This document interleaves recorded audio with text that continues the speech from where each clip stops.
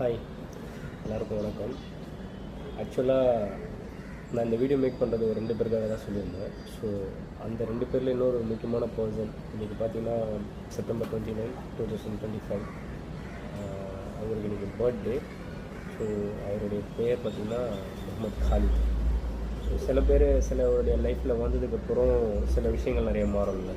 So அந்த மாதிரி தான் இவர் என் லைஃப்பில் வந்ததுக்கப்புறம் தான் என் லைஃப்பில் நிறைய விஷயம் சேஞ்ச் ஆச்சு. ஸோ என்னுடைய ஒரு இன்னொரு கோல்ட், இன்னொரு ஜெம். ஸோ ஃபஸ்ட்டாக வந்து என்னுடைய ஒரு லக்கி அப்படின்ற மாதிரி கூட சொல்லலாம். என் லைஃப்பில் இவர் வந்ததுக்கப்புறம்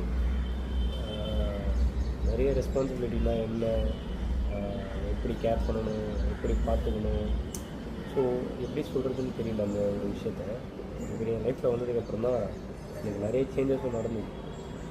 என்னுடைய லக்கி ஃபுல் அண்ட் ஃபுல் என்னுடைய சப்போர்ட் எல்லாமே இவர் என் லைஃப்பில் வந்ததுக்கப்புறம் தான் என் லைஃப்பில் நடந்தது. ஸோ கெட்டின தூரம் வரைக்கும் தான் இருக்காங்க. அதனால் என்னால் பார்க்கவும் முடியல, அவர் விஷ் பண்ணவும் முடியல. ரொம்ப மிஸ் பண்ணுறேன். எனக்காக ஒரு நாள் இந்த வீடியோ அவங்களுக்கும் போய் சேரும், ஸோ அதுக்கான எனக்கு ரிப்ளை வரும் அப்படின்ற ஒரு நம்பிக்கையில் நானும் இந்த வீடியோஸ்லாம் மேக் பண்ணிட்டுருக்கேன்.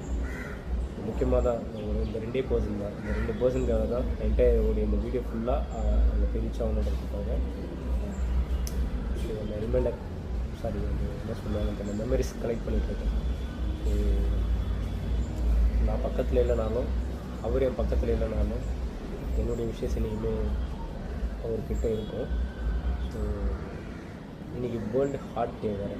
எனக்கு இது இன்னொரு விஷயம். ஏன்னா வேர்ல்டு ஹார்ட் டே அப்படின்னு சொல்லும்போது, ஸோ இந்த டேட்டில் அவருடைய பர்த்டே வந்திருக்கு. ஸோ என்னுடைய வேர்ல்டில் அவர் தான் ஹார்ட்.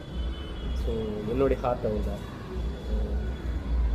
அவருக்கு பர்த்டே நேரில் போய் சொல்ல முடியல. இந்த வீடியோ அவர் என்றைக்கு பார்ப்பார்னு எனக்கு தெரியாது. ஸோ எதிர்பார்க்குறேன், நம்புகிறேன் எனக்காவது ஒரு நாள் ரீச் ஆகும் அப்படின்னு சொல்லிட்டு இந்த video many many happy returns of the day Mohammed Khalid.